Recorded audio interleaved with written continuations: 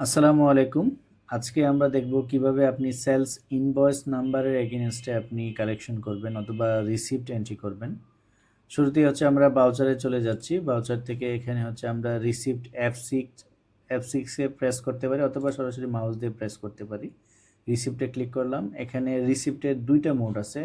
আমরা যদি চেঞ্জ মোডে দেখাই, এখানে হচ্ছে সিঙ্গেল এন্ট্রি মোড। যারা সফটওয়্যার নতুন ইনস্টল করবেন তাদের সিঙ্গেল এন্ট্রি মোডে থাকবে। সিঙ্গেল এন্ট্রি মোডে হচ্ছে আপনার উপরে অ্যাকাউন্টস লেখা থাকবে। যারা হচ্ছে ডেবিট ক্রেডিট বুঝতে অসুবিধা হয় তারা সিঙ্গেল এন্ট্রি মোডে এন্ট্রি করতে পারেন। জাস্ট এখানে অ্যাকাউন্ট সিলেক্ট করবেন, ক্যাশ নাকি ব্যাংকে আপনি রিসিভ করতেছেন সে অ্যাকাউন্টটা সিলেক্ট করে দিবেন। দেন হচ্ছে পার্টিকুলারে হচ্ছে আপনি কার কাছ থেকে রিসিভ করতেছেন সেটা সিলেক্ট করে দিবেন। সেম থিং পেমেন্টের ক্ষেত্রেও আপনি হচ্ছে এখানে আমরা যদি পেমেন্ট বাজারে ক্লিক করি, দেন হচ্ছে এখানে অ্যাকাউন্ট সিলেক্ট করবেন, ক্যাশে নাকি ব্যাংকে পেমেন্ট করতেছেন, আর এখানে হচ্ছে পার্টিকুলার কাকে পেমেন্ট করতেছেন বা কী বাবদ পেমেন্ট করতেছেন। আর যদি আপনি ডাবল এন্ট্রি মোডে এন্ট্রি করেন সেক্ষেত্রে হচ্ছে আপনাকে ডেবিট ক্রেডিট মাস্ট আপনাকে সিলেক্ট করতে হবে এবং ডেবিট ক্রেডিটের মানে আপনাকে বুঝতে হবে। তো আমরা ডাবল এন্ট্রি মোডেই দেখাচ্ছি, যারা সিঙ্গেল এন্ট্রি মোডে করতে চান সেক্ষেত্রে করতে পারেন। আমরা যেহেতু রিসিপ্ট করব সেলস ইনভয়েসের এগেনস্টে, আমরা এখানে রিসিপ্টে ক্লিক করে নিলাম, দেন ইনভয়েস বা বাউচার ডেট দিয়ে নিলাম।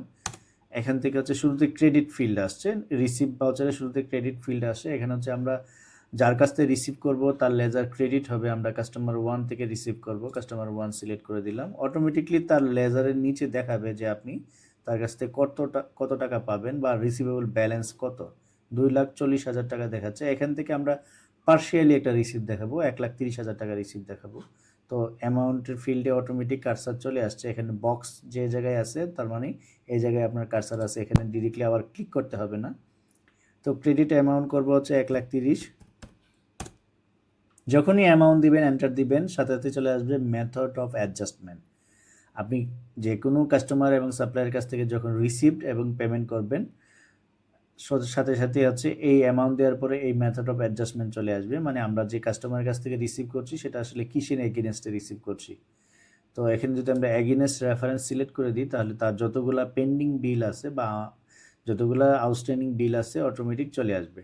আমরা লাস্ট টাইম যে ইনভয়েস পাঠিয়েছিলাম বা ইনভয়েস এন্ট্রি দিয়েছিলাম SI 987654, সেই ইনভয়েস নাম্বার, কোন ডেটে ছিল, তার ডিউ ডেট কত, তার ব্যালেন্স, সেই ইনভয়েসের ভ্যালু কত ছিল বা ব্যালেন্স কত ছিল সেটা এখানে ডিটেলস চলে আসছে।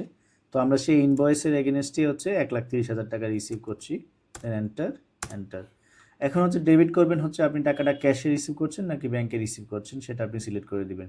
যদি ক্যাশে রিসিভ করেন দেন হচ্ছে ক্যাশ রিসিভ করার পরে সেভ দিতে পারবেন, এত ডিটেলস আসবে না। যদি আমরা ক্যাশ সিলেক্ট করি দেন এন্টার নারেশন দিয়ে আমরা সেভ দিয়ে দিব। বাট আমরা যদি ক্যাশে রিসিভ না করি, আমরা যদি ব্যাংকের থ্রুতে রিসিভ করি সেক্ষেত্রে কিছু অ্যাডিশনাল ইনফরমেশন দিতে হয়। যেমন হচ্ছে এখানে ফার্স্টে এন্টার দিয়ে চলে আসবেন ইনস্ট্রুমেন্ট নাম্বারও। যদি আপনাকে কাস্টমার চেক দিয়ে থাকে সেক্ষেত্রে চেক নাম্বার এখানে দিয়ে দিবেন ইনস্ট্রুমেন্ট নাম্বার জায়গায়। এখানে চেকের ডেট দিয়ে দিবেন, এখানে হচ্ছে ব্যাংকের নেম দিবেন, উনি কোন ব্যাংকে চেক দিয়েছে সেই ব্যাংকের নামটা লিখে দিবেন।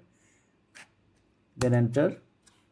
ন্যারেশনে আপনারা আদার্স কোনো ন্যারেশন রিমার্কস থাকলে সেটা আপনি লিখে দিতে পারেন। দেন এন্টার করে সেভ দিয়ে দিবেন।